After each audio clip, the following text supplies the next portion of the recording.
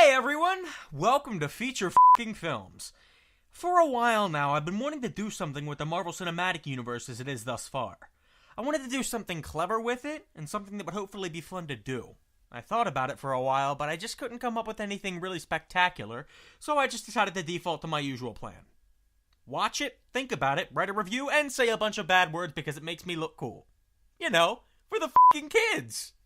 A man named Copper bought a bunch of films online and thought, I really need to find a better way to spend my time. Then it hit him like a ton of bricks. The internet loves movie critics, so we made a channel just for that. And he says fuck a lot. He'll summarize the flicks and act like a fucking dick. Welcome everyone to Feature Fucking Film. Today's movie is Iron Man, and I gotta say, I fucking love Iron Man. He's cool, he's funny, charismatic, he's got a strong sense of right. And he's pretty badass. Admittedly, I wasn't all that into the comics when the movie came out in 2008, but I still went to see it because... I don't know.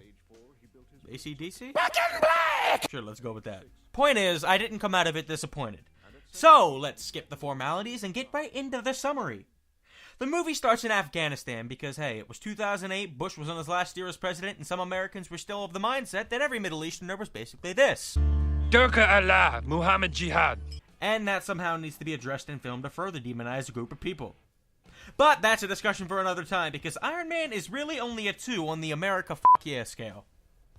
It's a very scientific scale, you wouldn't understand. Tony Stark is being driven around by army dudes, and lady, and they chit-chat while they go. Soldier Guy number 1 asks Private Soldier number 2 if he can take a picture of him and Tony together, and then stuff blows up.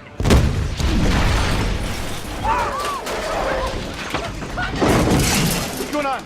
I can tell you're trying to appeal to my inner man-child movie, and it's f***ing working. Tony, possibly thinking a suit and tie is proper dress for war, stumbles from the armored vehicle and tries to take cover elsewhere. Suddenly, a missile bearing his own logo decides to plop down next to him and say hello before blowing up in his face.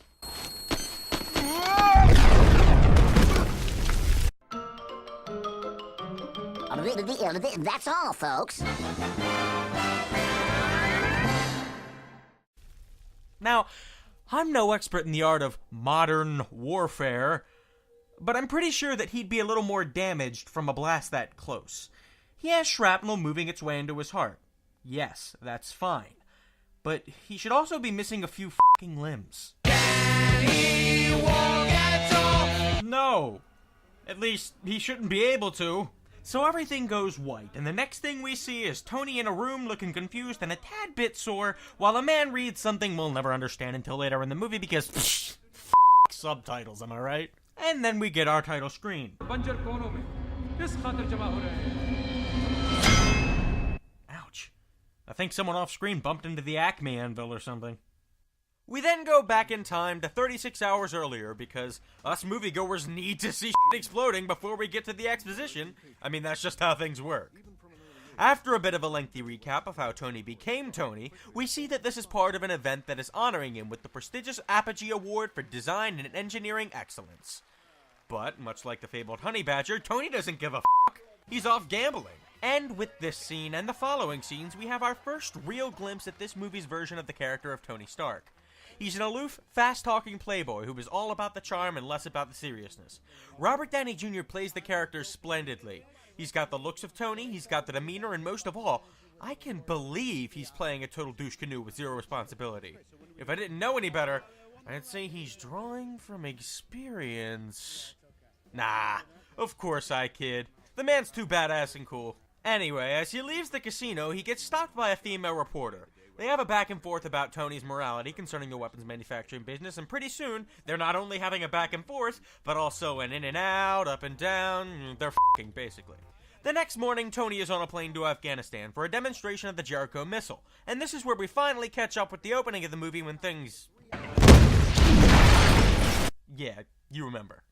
We get a few gruesome glimpses of the implanting of a magnet in his chest before we fade to black and come back up on Tony lying on a cot.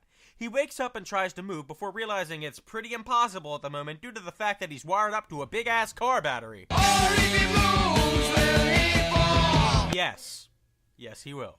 The man who turned Tony into an almost transformer is Yinsen, and in addition to saving Tony's life, is also his cellmate. Before they have a chance to exchange pleasantries, Tony's captors enter and tell him what they want from him. A Jericho missile. Now, again, I'm no expert in modern warfare, but I kinda have to wonder why these guys need a Jericho missile. I mean, after Tony refuses and is tortured a bit, he's taken outside and shown that they have an immense amount of his weaponry and materials. They say they have everything needed for him to build one, so I'm assuming they have an insane amount of firepower at their disposal. So why go through all the trouble then? Why not fight the Americans with what you have before they have the chance to use the Jericho? Tony Stark made their weapons, and you have the same shit. Nobody has an advantage here, and you obviously had enough of a strategy that you could capture Tony Stark, so why not use that window opportunity to do some serious damage then and there? Anyway, Tony realizes there was no other choice and agrees to make them the missile. Back in the cave, Yinsen tells Tony that he shouldn't just give up. He's Tony motherfucking Stark, and he needs to figure something out.